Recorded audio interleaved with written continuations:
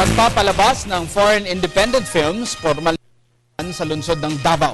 Yan ang detalye hatid sa atin ni Angel Pizarro de Liara ng PTV Davao.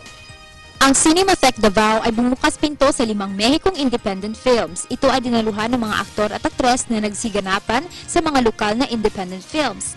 Lokal at dayuhang mga direktor, ilan sa mga tagapagtangkilik at syempre pa ang Mexican Cultural Attaché na si Leopoldo Lopez kasama si Chona Rosario Ongkinko na Pangulo ng Cine Davao.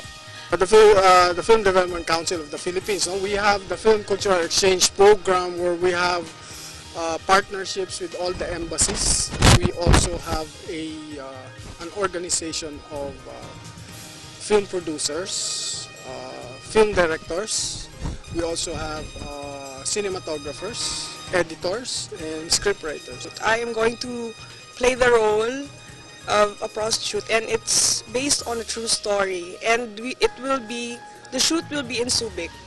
Kagabi ang opisyal na pagbubukas, ngunit ang screening dates ay magtatapos hanggang 30 ng Hunyo. Ang Film Cultural Exchange Program na tawag sa pagtitipon ay isang paraan para magkaroon ng magandang partnership sa international film ng mga komunidad sa pamamagitan ng pagtatawid at pagpapahalaga sa mga foreign films dito sa by being the film industry here, everything coming from FDCP, we will be providing them with all the needs that they have, that they will need in terms of talents and all the other materials that the producers who are coming in will need.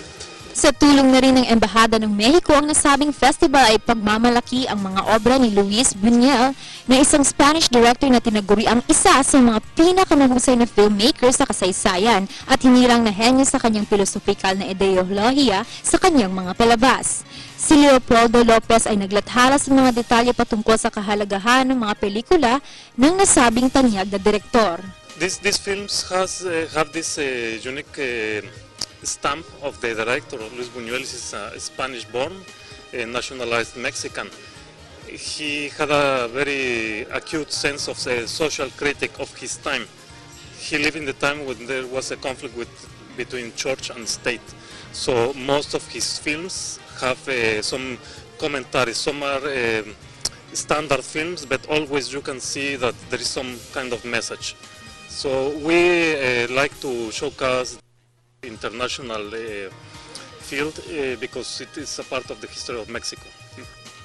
Ang 5 pelikula ng direktor ay ang Nazarin, El Gran Cavalera, Subia, Al Cielo o Ascent to Heaven, La Hija del Engaño o Daughter of Deceit at La Ilusión Vieja en Travia. Lahat ng nasabing pelikula ay kinunan sa Mexico sa loob ng kanyang mga taong pagsisimula sa karera. Para sa Telebisyon ng Bayan, Angel Pizarro de Liara.